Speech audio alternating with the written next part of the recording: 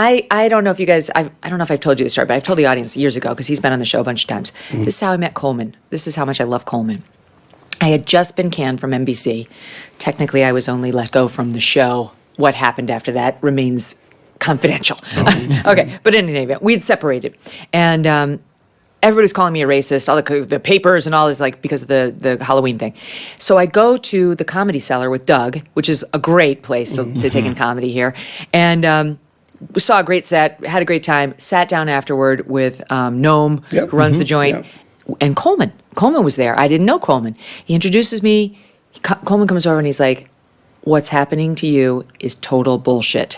This is so unfair. And I was like, oh my God. You know, it's like this young black guy who's like, I see what they're doing. Like, you're good. And it was just, it meant so much to me. And a friendship was born. He's been great to me ever since. And I love him too. So he goes on The View, which is great. I love to see him getting his message out there and going on, you know, these other places where that's the audience that needs to hear Coleman's message, right? Like exactly the audience. And he's got a new book out, which I will get the name of so that we can promote it here too. And of course, Coleman's whole thing on the issues of race are more like you, Camille, like colorblind. Like, stop, I'm not all about my race. Stop making. Hey VeraCity, welcome back to the channel. It's your girl VeraMoore, and I'm back with another reaction video. Today I'll be reacting to Megyn Kelly, and we have Coleman Hughes calmly destroys Sonny Hostin and The View about race with the 5th column host. Alright guys, can't wait to get into the video. Before we get started, we have some amazing people watching us for the first time. If you're new to the channel, hello, I'm Vera. I do reaction videos. If this is something that you love, why not join VeraCity? Hit the subscribe button below, turn on the post notification bell so that you can always be the first person to know whenever any video drops. And that, guys, let's go on. My race so important, like what matters is character and values and so on. Well, the ladies of The View didn't much like that, especially Sonny Hostin. Watch. We should try our very best to treat people without regard to race, both in our personal lives and our public policy. Of course. And the reason I wrote this book, thank you. The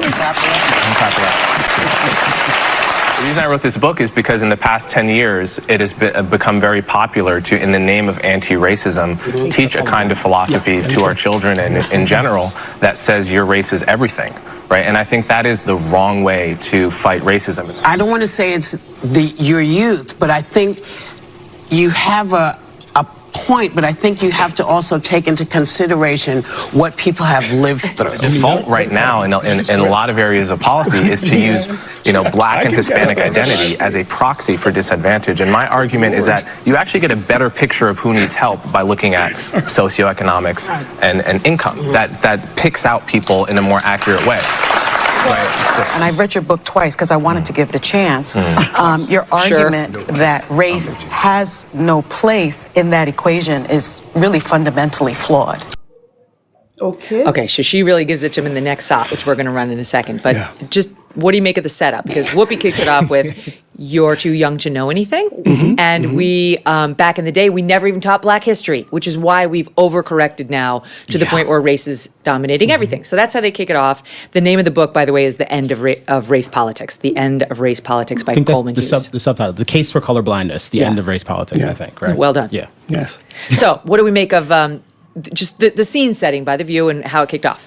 I mean, where does one begin already? I mean, the fact that I love this thing. I read the book twice because I wanted to give it a chance, and she was like, "This is a piece of shit. I'm going to read it one more time." Maybe it's a lie. I don't think you read it once. She seems anything. to have picked through, but to cut it's like that's what a dumb person says to sound like they're smart. Like it's fundamentally flawed. Wow. And it's not. I mean, the premise itself is, I suppose people can say it's controversial, but it's not flawed. And then she's going to go on, and obviously you'll play that, but you see the hostility at the very beginning. And these are not people that are coming to this with an open mind and saying, well, here's a guy with a different set of views about this. Let's listen to him. The Whoopi Goldberg idea that, there's no timeline here. I don't know how old she is, but she says, we never learned this. I am not young. And in 7th grade, I had the entire year was on slavery and the Holocaust. Yes, right. This is not a new thing. Did we teach it in the best possible way? Absolutely not. Were things good back when? No, it's not. But to say that... She's 68. She's 68, okay. To say that without mentioning in the same breath any amount of progress, I mean, we've talked about this a lot on the show, the number of people who have said to me, who I've heard in public, who say that we've made no progress is astonishing to me. Astonishing to me. Yep. And that is kind of feeding into that narrative, which I find disingenuous. If you watch, I don't think we have this in the clip, my team will tell me, but in the next clip, but Coleman goes on to say, we actually were doing very well on 2013, our racism as a country. Yeah.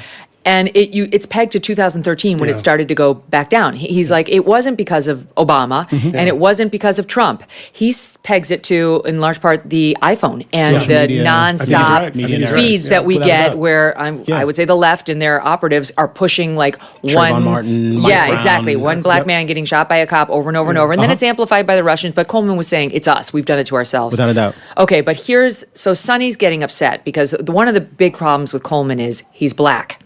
And you can't dismiss Please him. take that quote out of context and just repeat it. It's just the worst. Sonny would That's the worst part about him, to be honest. But she'd love to be like, okay, Karen, but she can't. Yeah. Right? She can't. So here's how it went from there. Yeah. Your argument for color blindness, I think, is something that the right has co-opted. And so many in the black community, if I'm being honest with you, because I want to be, believe that you are being used as a pawn by the right and that you're a charlatan of sorts. He's not a Republican. So how do you... He's never voted for a Republican. You said that you're a conservative. No. You did. You actually said that in the podcast that you did 2 weeks ago. I said I was a conservative. Yes, you did. I don't think I've been co-opted by anyone. I've only voted twice, both for Democrats. Although I'm an independent, I would vote for a Republican, probably a non-Trump Republican if they were compelling. I don't think there's any evidence I've been co-opted by anyone, and I think that that's an ad hominem tactic people use to not address really the important conversations we're having here. And I think it's better, and it would be better for everyone if we stuck to the topics rather than make it about me. I want to give you the opportunity to respond to the, I appreciate the criticism. I appreciate it. There's no evidence that I've been co-opted by anyone. I want to give you the opportunity. This is an opportunity for you to respond to the criticism I just made. and then pinned on other unnamed people. In fact, it was an opportunity. I mean, well, like part of what makes this whole clip compelling and worth talking about. Honestly, it's just crazy. I don't understand why The View is still on air. Like, I feel like that show should be cancelled. It's funny, people wanting to be oppressed or disadvantaged, wearing it like a badge of honor. It's just crazy. I mean, The View, they invited Coleman. The aim and belief could successfully discredit his message, but it seriously backfired. Oh my God. The View definitely has only one view. These women, they should be cancelled. This is just absurd. Let's go on. Is that she channeled a lot of the way that people interact with Coleman Hughes in the world. That is a style of argumentation that is really popular in the media and broadly on the left as well, of like, oh, you know, you're being co-opted by the right. You said something that the bad people agreed with and like retweeted or did this, and I thought that you were an ally, and now I guess you're not an ally or whatever. This is a style of argumentation, and it was great to see Coleman with his like heart rate down at 42, as it always is. Point out that this is a bad style of argumentation, and also she got straight to the charlatan part. Like, she's like, I don't mean to offend you, but you're a pawn, a charlatan, and a conservative. It's deplorable. Which one's worse? Yeah, it's one of the most incredible displays of condescension I have seen on network television, and I think that's saying a lot. And I can only imagine what the interactions were like there behind the scene. Coleman keeping his composure, all credit to him, but it is just such an embarrassing thing to see happen. And for him to, to be gracious, thank her for the opportunity to respond to these things.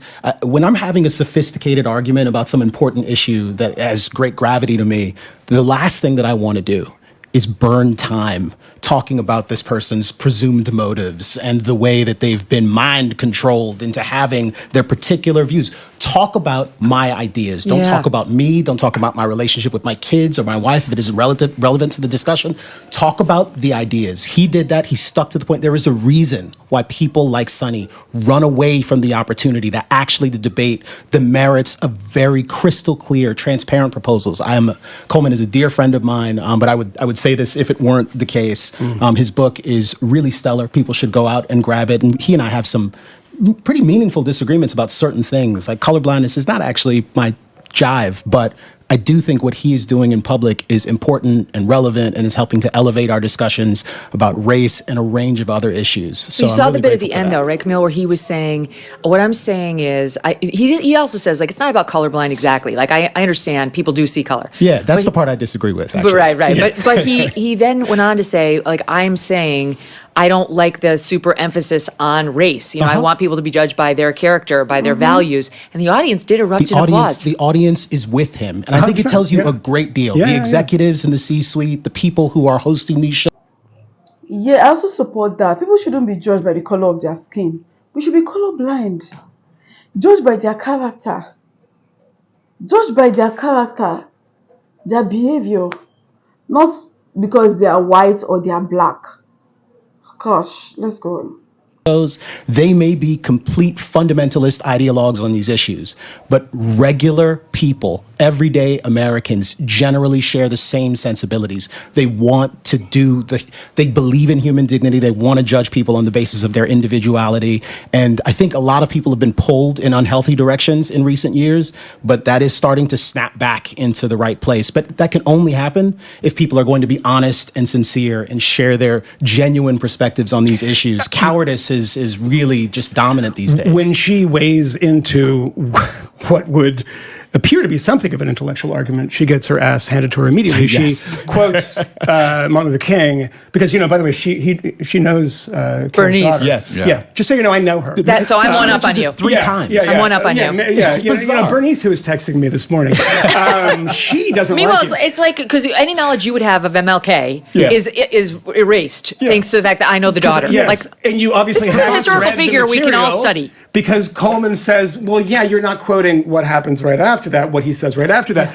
But, she says he's a conservative and then is fumbling. It was in a podcast, and he's like, well, I'm not, okay? And we went back and fact checked that. It's not true. It's not true. No. Somebody It's not else true. said it about him. Of course, Coleman did yes. not say that about himself. The New York Times did that, and he was, you could have just looked, I think he tweeted about it, or other people were like, Coleman's not a conservative, and they said he was, but it's just on this issue. He had tweeted that, like, if you want to call me a conservative, I'm not going to be bothered, but that's not how I call myself. Not, Right. Yes. Aha! That's how the thinking is at the View. But can we just say what she is saying in so many dumb, sort of convoluted ways? She's trying to call him an Uncle Tom. Yes. Yeah, that's what right. it is. Without a doubt. Why do white people on the right like you?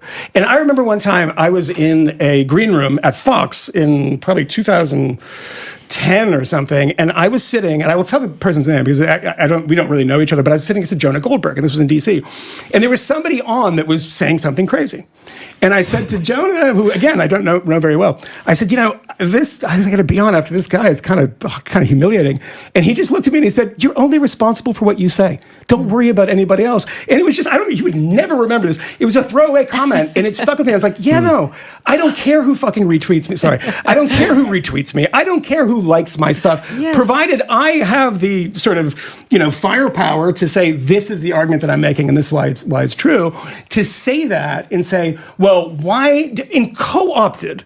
What does that mean? So the New York mean? Times, just to add to what you're saying, the New York Times had a headline about him, the young black conservative who grew up with and rejects DEI. I mean, it's wrong in the title of the article. They keep calling me a Republican in all of their articles. I'm not a Republican. I've been a registered independent for almost 20 years. I've actually asked them to correct it. They don't. It's just like they won't. They have their mind made up about who you are, and that's where they go with.